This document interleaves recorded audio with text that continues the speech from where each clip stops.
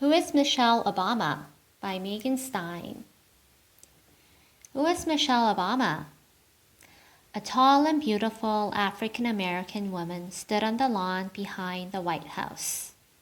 She smiled at a group of children and teenagers who had come from nearby schools. It was a warm, sunny day in October. The kids were dressed in t-shirts and jeans. The woman wore a bright blue sweater and black slacks. Grinning, she picked up a hula hoop and began to swivel it around her waist. The crowd watched, and someone started counting.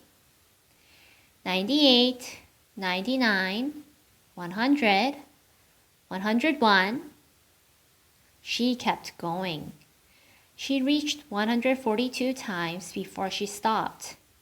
She could have kept going longer. "I can hula hoop forever," the woman said. She even knew how to swirl 2 hoops at once. The kids tried to keep up with her. Everybody was having fun. But there was also an important purpose to the fun. Hula hooping was a way to help kids get more exercise and stay healthy. Who was that gorgeous woman performing at the White House? It was Michelle Obama, the First Lady of the United States. Hillary Clinton, October 26, 1947 to present.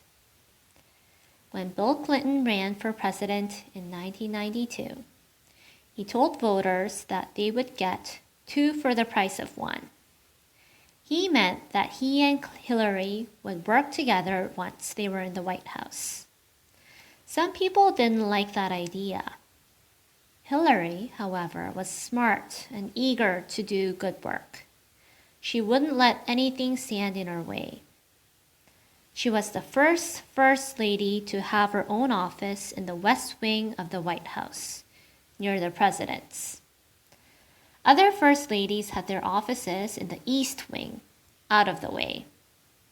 She was the First Lady to work directly with Congress to try to get a new health care law passed. Congress rejected her ideas, though. After Bill Clinton was no longer president, she decided to run for office herself. She was the First Lady to do that. In 2000, she was elected as U.S. Senator, the first woman to serve as a senator from New York. In 2008, she ran for president against Barack Obama. She didn't get the nomination, but after Barack Obama was elected, he appointed Hillary Clinton as Secretary of State. That made her the first former First Lady to serve in a cabinet post. Chapter 1. A Close Family. Michelle LaVaughn Robinson was born on January 17, 1964, on the south side of Chicago. Her family lived in a 1-bedroom apartment. It was on the 2nd floor of a small house. Michelle's great-aunt lived downstairs. Michelle's parents slept in one room. They divided the other room. One space was a tiny bedroom for Craig, Michelle's brother. He was 2 years older than Michelle. The other space was a tiny bedroom for Michelle. It was as tiny as a closet. Michelle's parents were strict, but she didn't mind. How could she, when she admired them so much? Her father, Fraser Robinson, was a hard worker and a cheerful man. For years, he held a job with the city water plant. He worked his way up from janitor to manager. Fraser's job was tough. It got even harder after he became sick. When Michelle was young, he developed a disease called multiple sclerosis. It affected his spine and muscles. It was hard for him to walk. He had to use crutches or a cane. Sometimes it took Fraser Robinson an hour to get dressed. Still, Fraser never complained. He never skipped work because he didn't feel well. Michelle and Craig never wanted to disappoint their father. If one of them ever misbehaved, Fraser would give them a stare. Then he would say, "I'm disappointed." That's all it took. Michelle and Craig would both start crying, even if only one of them had done something wrong. Michelle also looked up to her mother, Marian Robinson. She had been a secretary, but when her children were born, she quit work to stay home with them. Like Fraser, she expected a lot from her children: good grades, good behavior. She brought home extra workbooks so Michelle could study more in her spare time. Marianne also taught Michelle and Craig to speak their own minds and stand up for themselves. "Make sure you respect your teachers," Marianne Robinson said, "but don't hesitate to question them." Life at home was simple and happy. The family always ate dinner together. At night, they played board games such as Monopoly and chess. Michelle always wanted to win. Craig had to let her win sometimes, or else she'd quit. Then he wouldn't have anyone to play with. Michelle and Craig were allowed only an hour of television each night. They had pizza only once or twice a year, but they always felt cherished and loved, and knew their parents believed they were capable of anything. On Sunday nights, the family visited Michelle's grandparents, who lived nearby. But when Michelle was 10, her grandparents moved back to South Carolina. Her grandfather had grown up there. After that, Michelle and her family drove to South Carolina each summer. Many of Michelle's aunts, uncles, and cousins also lived there. Her visits were fun and carefree. Michelle didn't know then that her family in South Carolina had a dark past: slavery. Michelle's great-great-grandfather had been a slave in South Carolina. He lived in an area called Georgetown. Georgetown was a part of the low country of South Carolina. It was wet, soggy land near the ocean, perfect for growing rice. But growing rice was very hard work. It took more slaves to plant and harvest rice than any other crop. Michelle Obama's great-great-grandfather was named Jim Robinson. He worked on a plantation called Friendfield. At one time, Friendfield had as many as 500 slaves. The plantation owner's family lived in a big, fancy white house. Jim Robinson lived in a small slave cabin on a street called Slave Street. Jim Robinson never learned to read or write, not even when he became a free man after the Civil War ended. But his second son, Fraser, Michelle's great-grandfather, learned how. Fraser worked doing house chores for a white family named Nesmith. The Nesmiths had several young daughters. Fraser saw how important learning was in the Nesmith house. He watched as the Nesmiths pushed their daughters to do well in school. Pretty soon, Fraser decided that he wanted to learn how to read too. He was so determined, his relatives say he taught himself. From early on, the Robinson family always valued education. Fraser Sr. taught his son to study hard and learn as much as possible. In turn, Fraser Jr. taught Michelle's father, Fraser III, the same thing. Michelle didn't know any of this family history when she visited Georgetown as a child. All she knew was that she was surrounded by people who believed in hard work and education. That's what it took to succeed and have a good life. Chapter 2. Making the Grades. It was a Robinson family tradition to skip second grade. Both of Michelle's parents had skipped second grade. So had her brother Craig. Michelle worked as hard as they had, so she skipped second grade too. At Bryn Mawr Public Elementary School, Michelle got all A's. But one teacher complained about Michelle to her mother. She said Michelle had a temper. Her mother just laughed. "Yeah, she's got a temper," Marianne Robinson said. "But we decided to keep her anyway." When Michelle reached sixth grade, she was chosen for a gifted program. It meant she could take some classes at a nearby college. She studied biology. She even learned how to dissect a rat. She also started learning French that year. After school, Michelle took piano lessons from her great-aunt, who lived downstairs. She practiced her piano lessons without ever being reminded. Her mother said she would practice the piano for so long, you would have had to tell her to stop. Martha Washington, June 2nd, 1731 to May 22nd, 1802.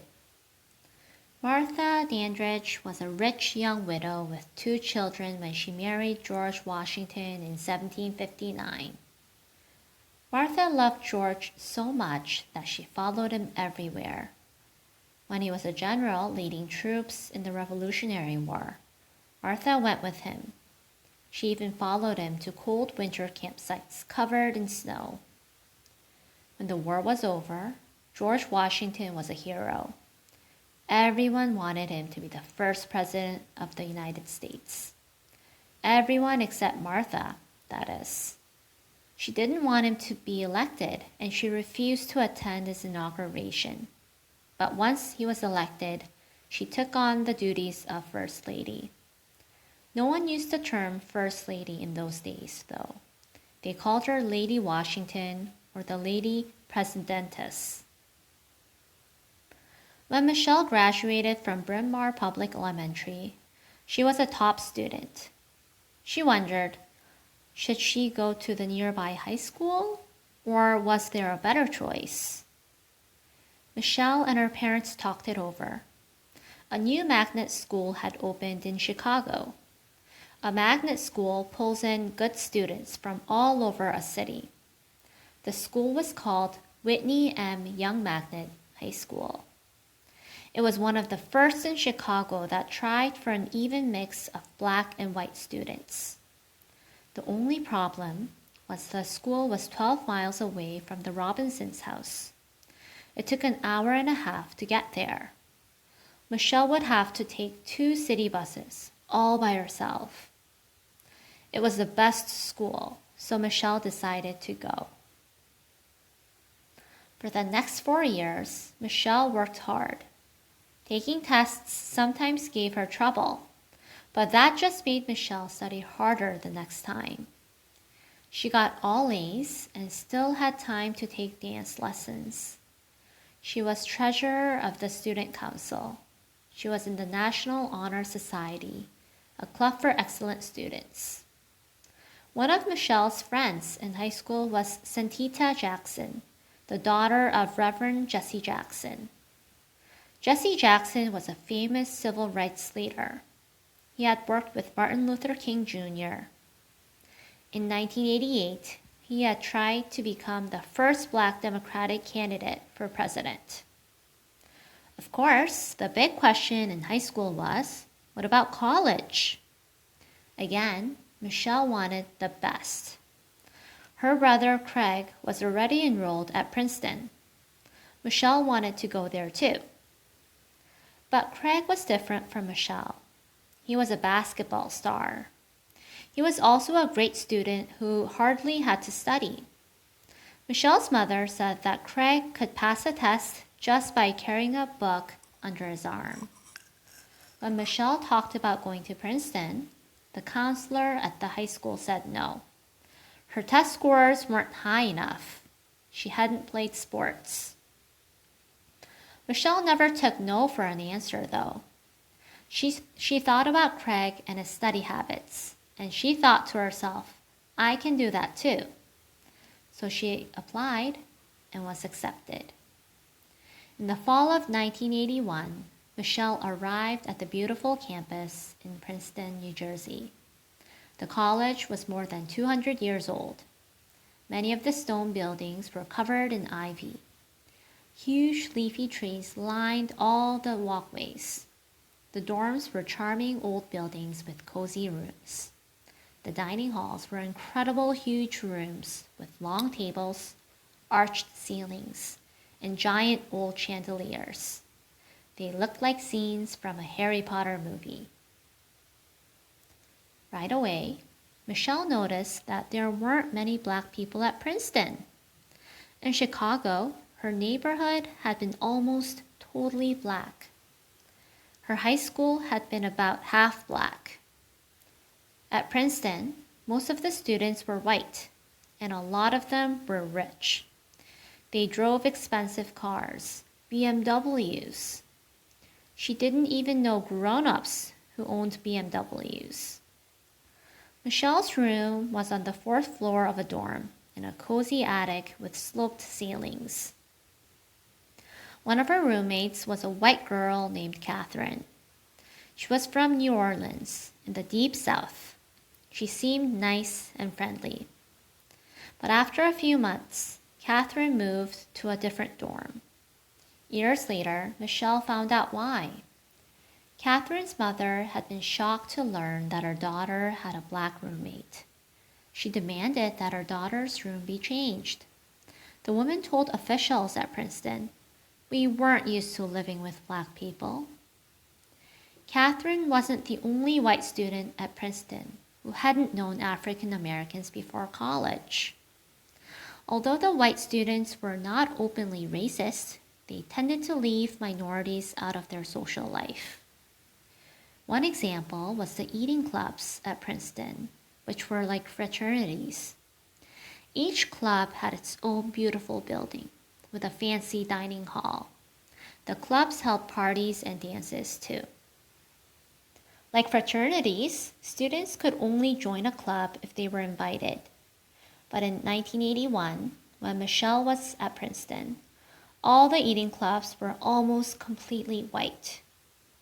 Imagine how hurt Michelle must have felt, knowing that she and her friends weren't asked to join any clubs because of the color of their skin. Michelle and her friends gathered in the Third World Center instead. They could play music there and eat and talk. It became their social club. Still, Michelle thought that Princeton should try harder to bring black and white students together. In her last year in college, Michelle wrote a paper about how it felt to be black at Princeton. It had made her far more aware of her blackness than ever before. Sometimes she felt like a visitor on campus. In 1985, Michelle graduated from Princeton with honors. That was proof that she had been a better student than most. Now what? Michelle wasn't sure what to do next, but she knew she wanted to help people. Was law school the answer?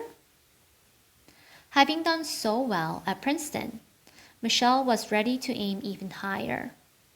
Many people thought Harvard University had the best law school. So of course, that's where Michelle wanted to go. And with her determination, of course, she got in. Chapter 3. Meeting Barack. In the fall of 1985, Michelle entered Harvard Law School. At first, she wasn't sure she liked it. Maybe law school had been a mistake.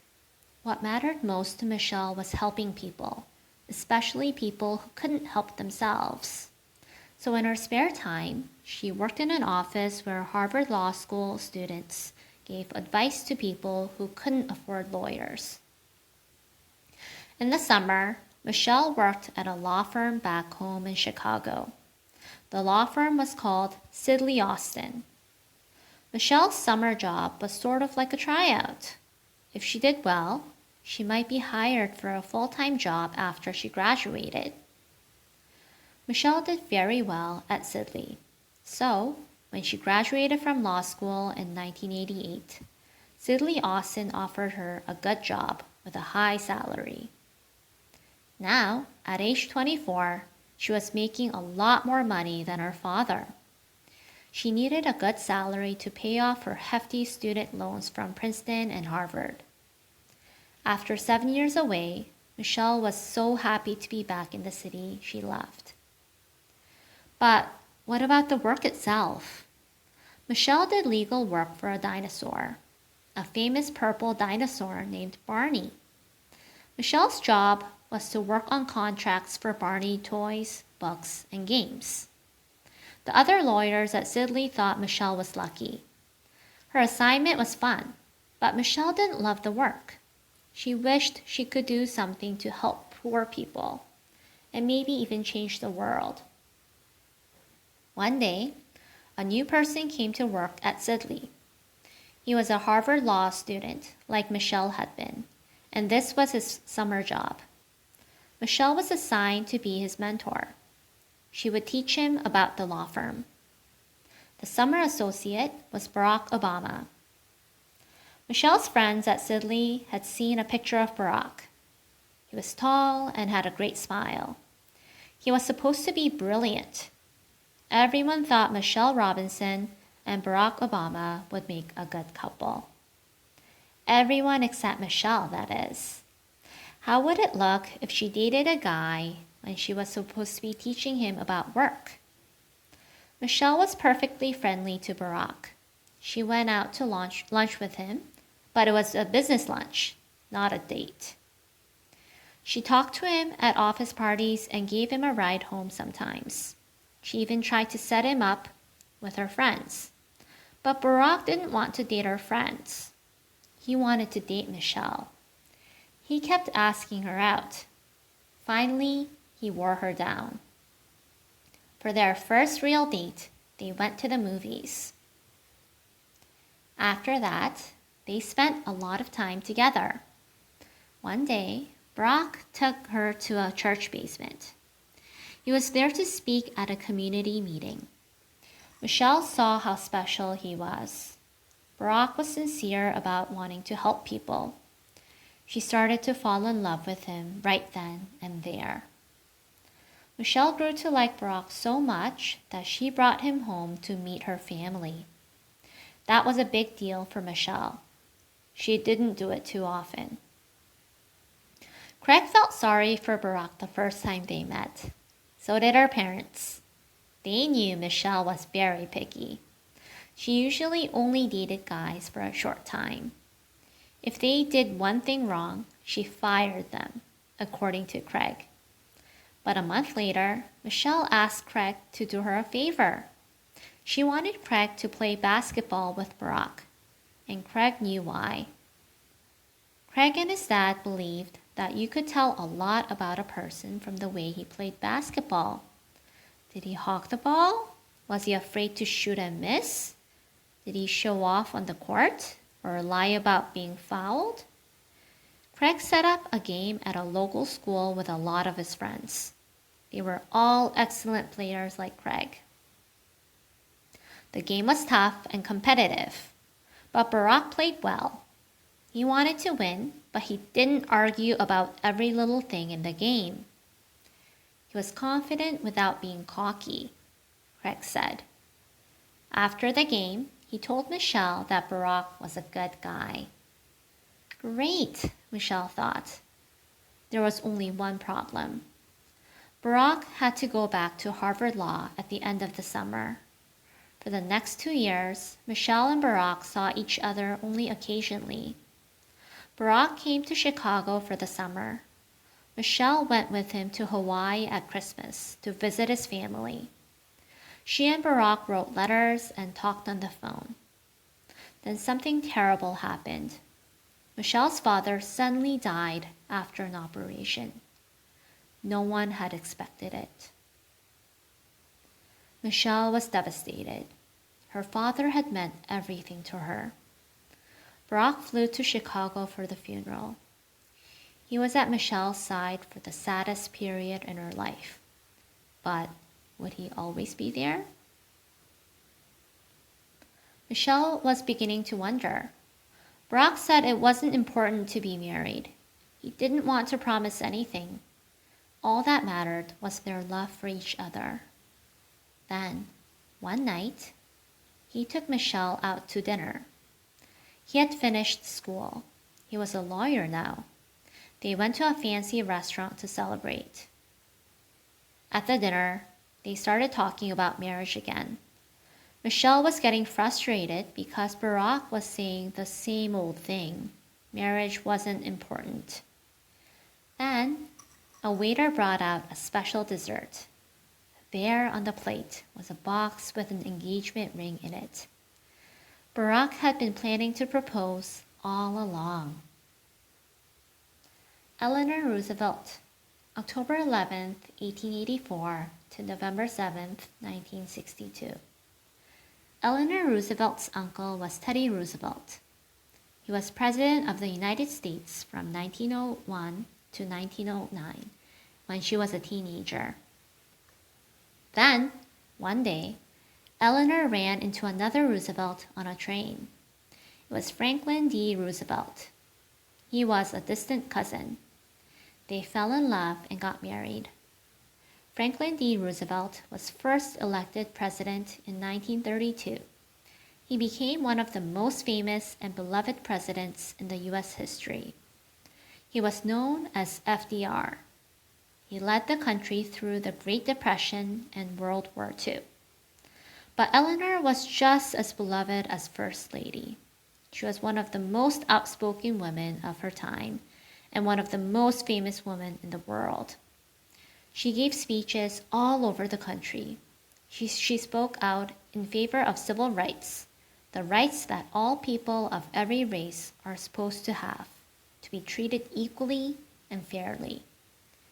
Because polio had made FDR unable to walk, Eleanor traveled constantly. She was her husband's eyes and ears. She held more than 300 press conferences while FDR was president. She also wrote a newspaper column about her work and life. It was published 6 days a week for more than 25 years. When FDR left the White House, many people said Eleanor should run for office. She chose not to. If she had, she might have become the first woman president. Chapter 4. Making Choices. Besides marriage, Michelle was also thinking about her career. Her work paid well, but she didn't love it. Maybe Michelle would be happier in a new job, doing work for poor people in her own community. That was what Barack planned to do. Michelle met a woman named Valerie Jarrett. Valerie worked for the mayor of Chicago. She offered Michelle a job immediately. But Michelle wanted time to think. She was being picky, as always. Did she want to work for a politician? There weren't many she admired. Barack felt the same about politicians, but not about politics. He thought politics, passing good laws, was a way to make a real difference in people's lives. He encouraged Michelle to take the job, and she did. On October 3, 1992, Michelle and Barack got married. Michelle's friend, Santita Jackson, sang at the wedding. For a short time, the couple lived with Michelle's mother in the same small apartment where Michelle had grown up. But pretty soon, they got their own apartment in a nice neighborhood called Hyde Park. Michelle's new job paid less, so the Obamas didn't have much money, and they both still had big student loans to pay off. Barack was working 2 jobs. He taught at the University of Chicago Law School. He also did legal work for people in poor neighborhoods. What he had most wanted to do, however, was run for political office. Politics. Michelle wasn't thrilled with the idea. Running for office was expensive. Could they afford it and still afford to have children? What about all the money they owed? And what about all the time it would take? Barack wanted to be elected to the state government in Springfield. the capital of Illinois. It was 200 miles away. Barack would have to spend a lot of time there. Still, Michelle wanted her husband to achieve his dreams. She agreed that he should run, even though it would be hard on their marriage. In 1996, Barack Obama ran for the Illinois State Senate and won. Now, he would represent the part of Chicago where they lived. At the time, Michelle had no idea that this was just the beginning of Barack's political career. She certainly didn't know it would lead to the White House. Dolley Madison, May 20th, 1768 to July 12th, 1849. Dolly Payne Todd married James Madison when she was 25 years old. She was already a widow. Her first husband had died from yellow fever. So had her youngest son. Before Madison became president, Dolly often served as a kind of first lady for Thomas Jefferson. That was because he had no wife. She hosted wonderful parties for him in the White House. After Jefferson left office, Madison was elected president. Dolly was the real first lady now. At her husband's second inauguration, she served a new treat, strawberry ice cream. In 1812, the United States was at war again with England. The British stormed into Washington to set the White House on fire. Dolly Madison was inside. She refused to leave until she helped save an important painting of George Washington. Chapter 5. A New Family. With Barack often in Springfield, Michelle tried to find satisfaction in her work. For almost 4 years, she worked as the director of a group that got young people involved in community work. Then Michelle took a job at the University of Chicago.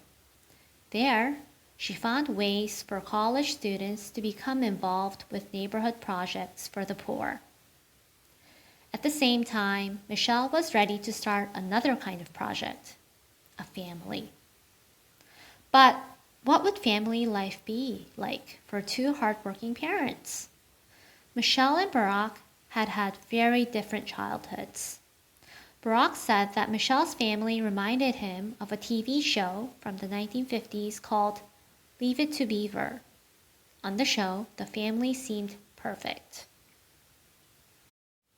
Barack's childhood hadn't been as happy. He had been born in Hawaii. His parents separated when Barack was only 2 years old. His father, who was from Kenya, returned to Africa. Later, his mother got married to a man from Indonesia. She took Barack to live there when he was 6 years old. Eventually, Barack returned to Hawaii and lived with his grandparents. He only saw his own father once more. It is easy to see why Barack's idea of family wasn't the same as Michelle's. Their first child, Malia, was born on the 4th of July in 1998. 3 years later, Natasha was born. They called her Sasha for short. Michelle wanted to raise her children the way she had been brought up. However, the Obamas' life as new parents was very different from Michelle's parents. Michelle was working full-time and Barack was away a lot. It was very tough for Michelle, raising 2 small children often by herself. Michelle felt angry a lot of the time, and Barack knew it. But Barack and Michelle were crazy about their girls. When Barack was home, the family had fun together. Barack also did chores around the house because Michelle insisted. Michelle's mother, Marianne, was able to help out a great deal with Malia and Sasha. As they got older, she picked them up at school. She took them to the playground. She took Malia to dance lessons and soccer games. She cooked the same meals she had made when Michelle was little. Still, day-to-day life was hard. Michelle was unhappy. Barack also continued to have bigger dreams.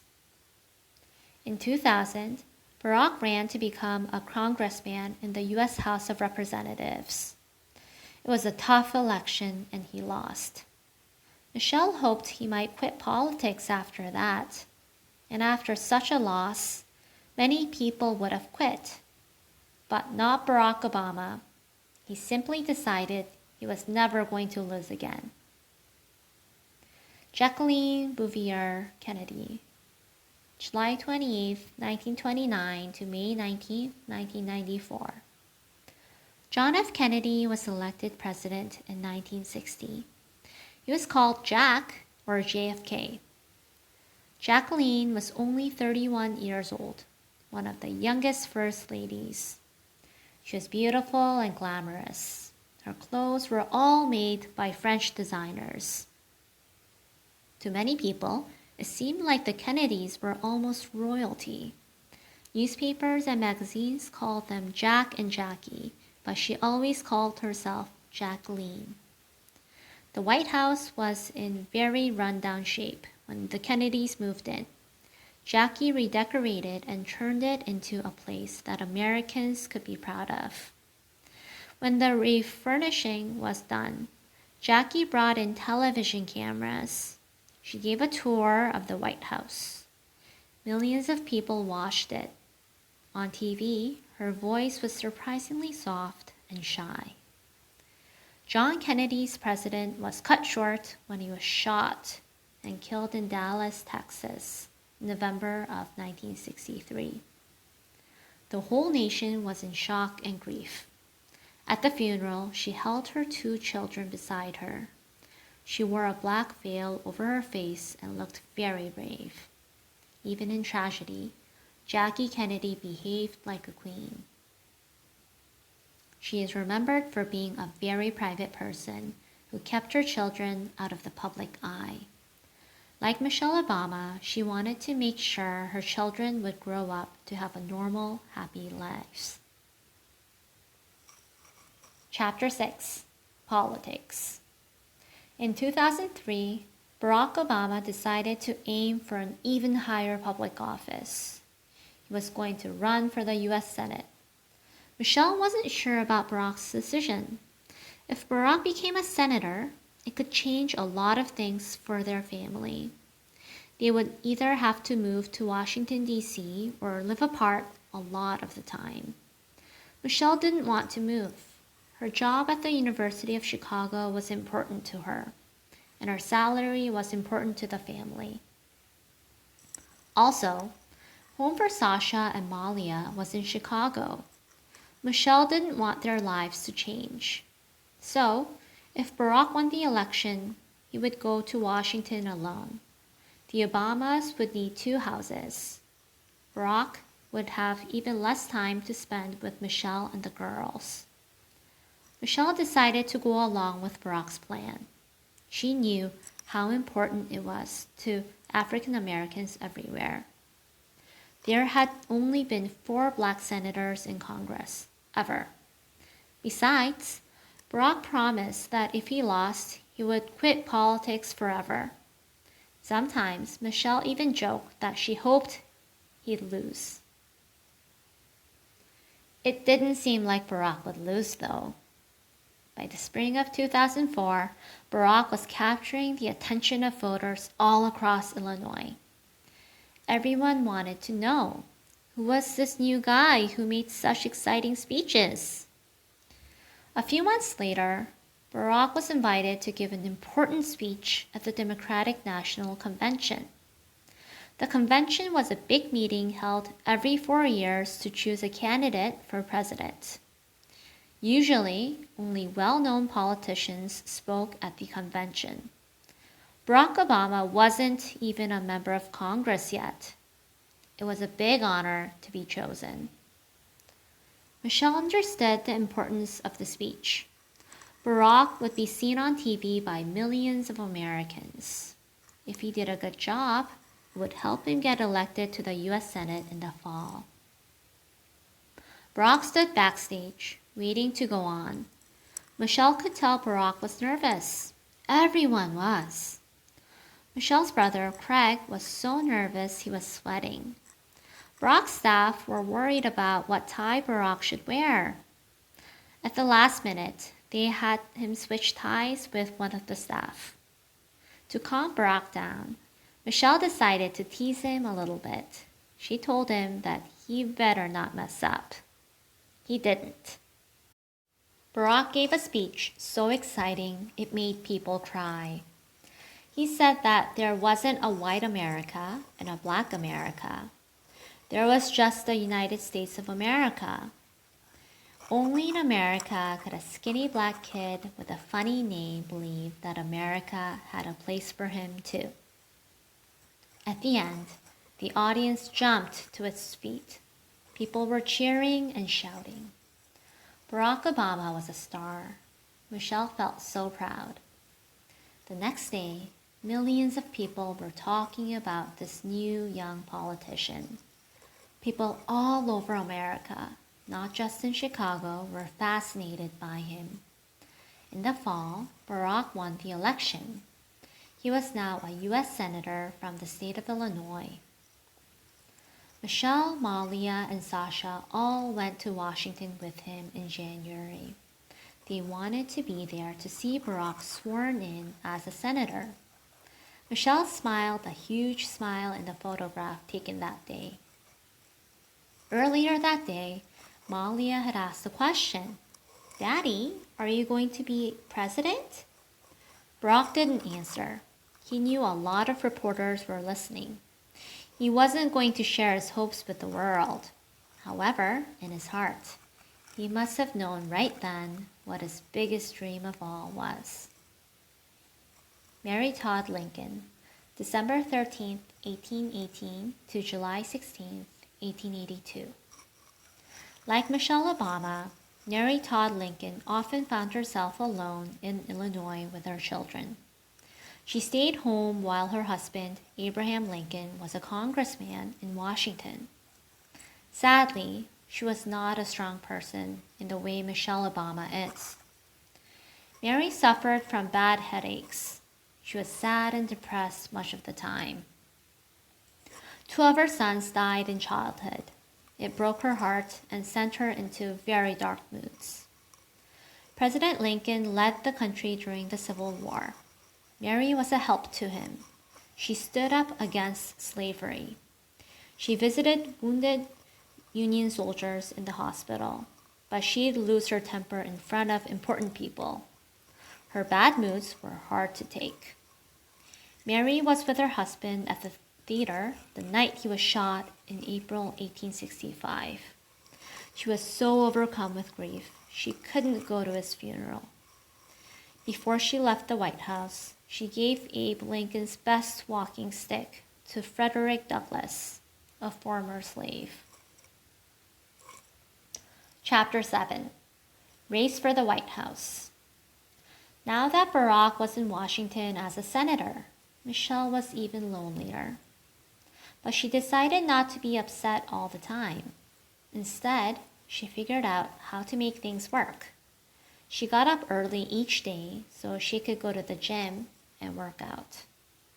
She hired more babysitters. She asked her mother to help out more often with the girls. Life was easier for another reason too. The Obamas no longer had to worry about money. And years before, Barack had written a book, Dreams from My Father. It was about his childhood and growing up. After a stirring speech at the 2004 convention, the book became a bestseller. The Obamas were able to buy a 6-bedroom house. Michelle felt much more secure about their future. She was proud of Barack too. He was doing important work in Congress. He helped pass a law to reduce the number of nuclear weapons in Europe and Russia. He spoke out against the war in Iraq. He also talked about helping the victims of Hurricane Katrina. So Michelle wasn't surprised when Barack told her that he wanted to run for president, and she didn't object. She simply asked a lot of questions. Could he really win? Where would the girls go to school? How would it change their lives? Would they be safe? Would the girls have any privacy? And could Barack beat Hillary Clinton, the senator from New York who wanted to be the next Democratic candidate for president?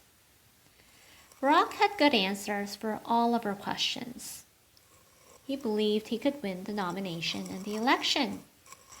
They could keep the girls safe and raise them the way they both wanted to. However, Barack left the final decision on this big step to Michelle. If she didn't agree, he wouldn't run. Michelle mulled it over. She knew some things would be hard, but she also realized how important this was, not just to Barack. It would be a turning point for the whole country to have the first African American president. As the first Black First Lady, Michelle would make history too. Finally, Michelle said yes. Yes, Barack should run for president. But she asked him to promise two things. Barack had to quit smoking. And he had to promise that Malia and Sasha could get a puppy after the election, whether Barack won or lost. Barack announced his candidacy to the world in February 2007. From that point on, he and Michelle were busy day and night. Michelle cut back on her job. She only worked a few hours a week. That way, she'd have time to help out with the campaign. To keep herself healthy, she worked out 3 times a week. At the same time, she tried to keep their family life stable. She tried to have dinner with the girls every night. Voters, however, wanted to meet her to find out what she was like. People were fascinated with her as well as her husband. This meant traveling to many different states. So, Michelle made some rules for herself. She would only leave Chicago 1 day a week. She would be home for Malia and Sasha's soccer games, parent conferences, and dance recitals. She tried to be home every night before the girls went to bed. Michelle also bought 2 laptop computers. That way, she and Barack could video chat with their daughters whenever they were away. And as always, Marianne Robinson helped take care of the children. It was tiring, but Michelle didn't mind because her daughters were happy. The girls, they just think Mommy was at work, Michelle said. They don't know I was in New Hampshire. Michelle was very honest, open person. She joked a lot on the campaign trail and didn't mince words. Sometimes she said things that got her in trouble. Once, she told a crowd that Barack's run for the presidency made her really proud of her country for the first time in my adult life. Her comment caused an uproar. Michelle probably meant that Barack's campaign made her feel more proud than ever before. But that's not what she said. Her words made it sound like she wasn't proud of America until now. The quote was all over the news. After that, Michelle was more careful about what she said, but she was still honest and open. People loved her, and many shared her values. She talked a lot about working hard, doing your best, and putting family first. In August, a few months before the election, People magazine wrote an article about the family. It included the Obama family's house rules. Rule number 1 was no whining, arguing, or annoying teasing. Rule number 2, make the bed. Doesn't have to look good. Just throw the sheet over it. They also had a rule about Christmas, which the family often spent in Hawaii. Michelle and Barack didn't give their daughters any presents. Michelle thought Santa brought enough presents for the kids. She didn't want her daughters to be spoiled. In November 2008, Barack Obama was elected president. Michelle became a first lady who looked nothing like the first ladies who had come before her. For the first time in history, there was a young, beautiful, talented Black family living in the White House. It was an exciting and inspiring time in America. Betty Ford, April 8, 1918 to July 8, 2011. As a teenager, Elizabeth Ann Betty Bloomer loved to dance.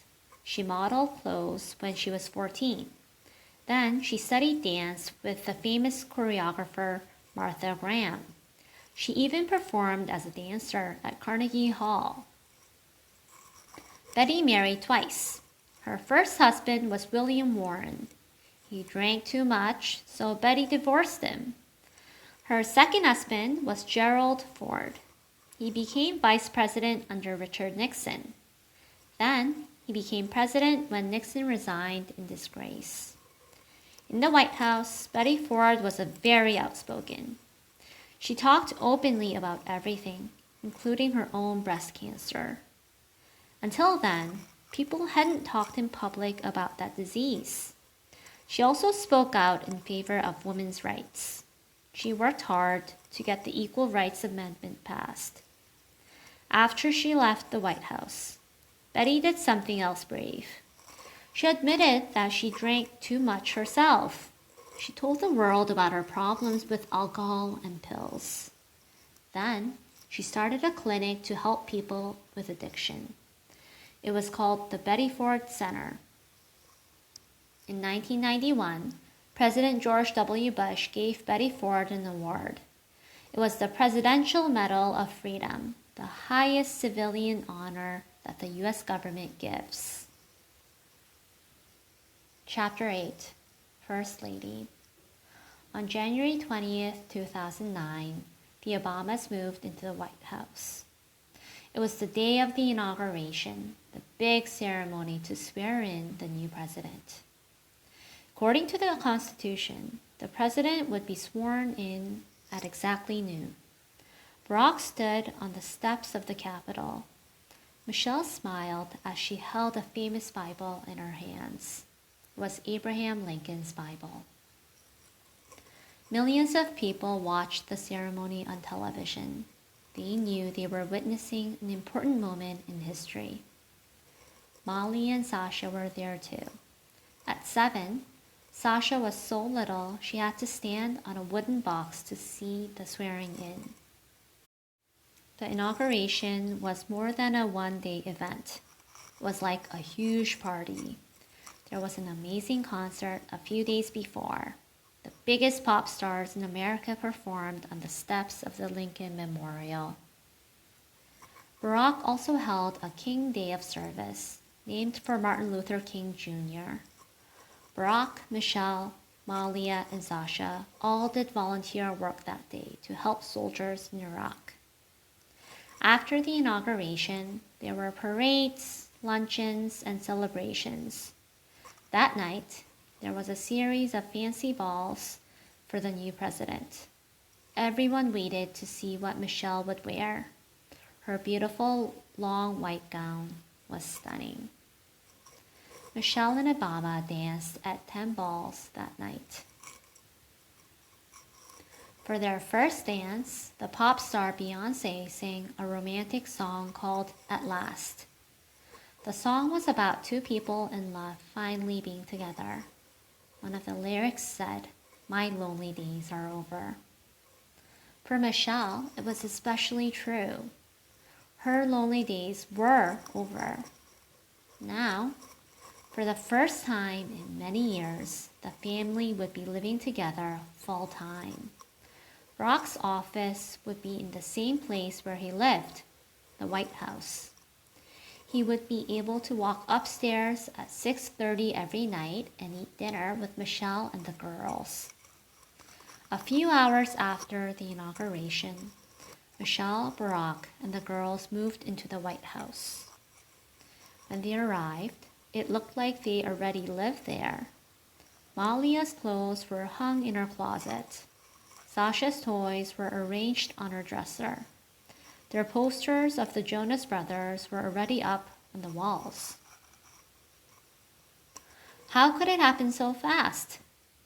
The White House staff was very organized. They unpacked everything in 6 hours. They knew where to put everything because they had taken pictures in the Obama family's Chicago home. Michelle Obama made some rules on the first day. She told the staff that Malia and Sasha still had to do chores. They had to make their beds themselves and pick up their toys.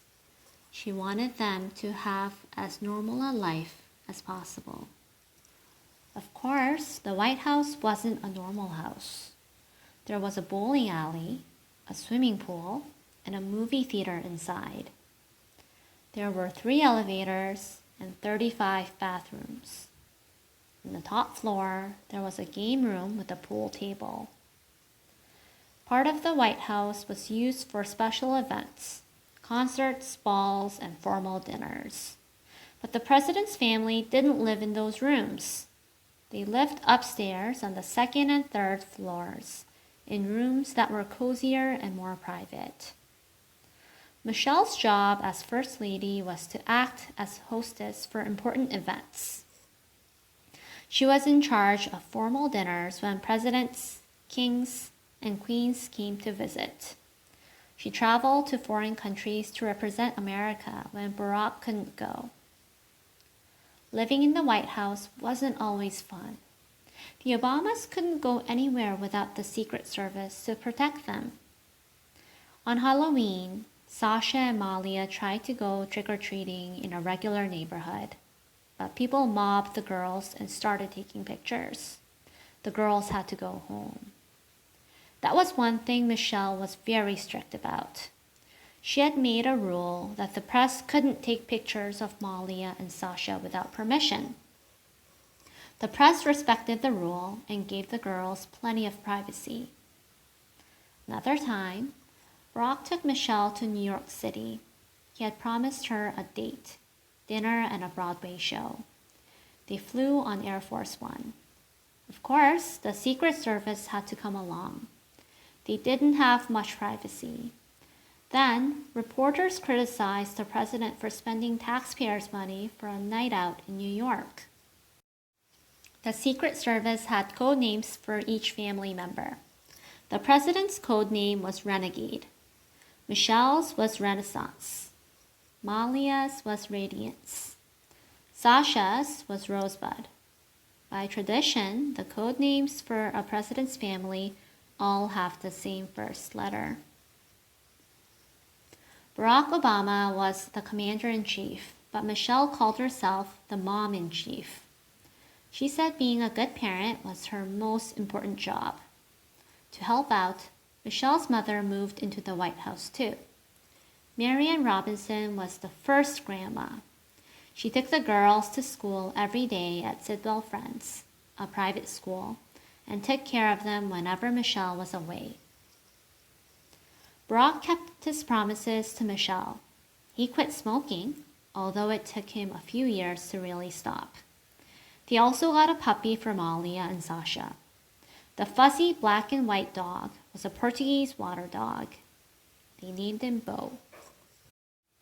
Michelle became an incredibly popular First Lady. From the inauguration on, she was known as a fashion star. Some clothes were from expensive, fancy designers.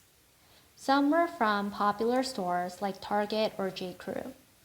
But whatever she wore, she always looked fabulous. As always, Michelle wanted to make a difference in people's lives. She started a program to help kids stay healthy. First, she planted a vegetable garden at the White House. She invited kids from a local school to help. The White House chefs used the vegetables in meals for the family. Michelle hoped that kids all over America would eat more healthy foods. In 2010, Michelle started a program called Let's Move. Getting exercise was just as important as eating right. That's why she had been teaching kids to hula hoop on the White House lawn. She suggested that schools stay open in the evenings so that families could come play basketball. Towns could create more bike lanes and walking paths. Michelle hoped more kids would walk to school. She also wanted to help military families. Michelle started a program called Joining Forces. Michelle believed that while a mother or father was fighting a war overseas, the rest of the family was also serving the country. These families often had to pick up and move from one military base to another. Often, soldiers were stationed far away. This was hard on everyone in the family. Michelle wanted Americans to show appreciation for the sacrifices made by military families.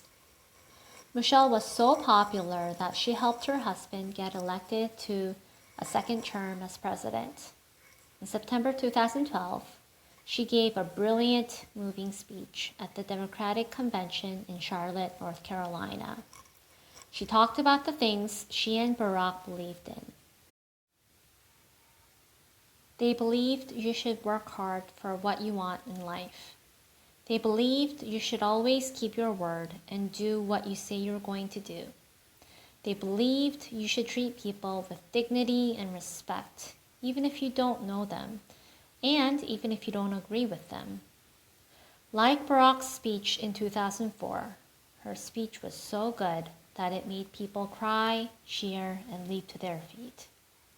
The photos taken of Michelle that night showed her smiling and beautiful. It made voters want to believe in Barack when his confident, smart, good-hearted wife believed in him so strongly. Sasha, Malia, and Barack watched Michelle on TV as she gave the speech. Malia was a teenager starting high school. Pretty soon, she'd be learning how to drive. Sasha was 11. They weren't little girls now. They were growing up. In November, Barack Obama was elected for a second term as president. A photo of Michelle and Barack hugging that night was tweeted by the White House.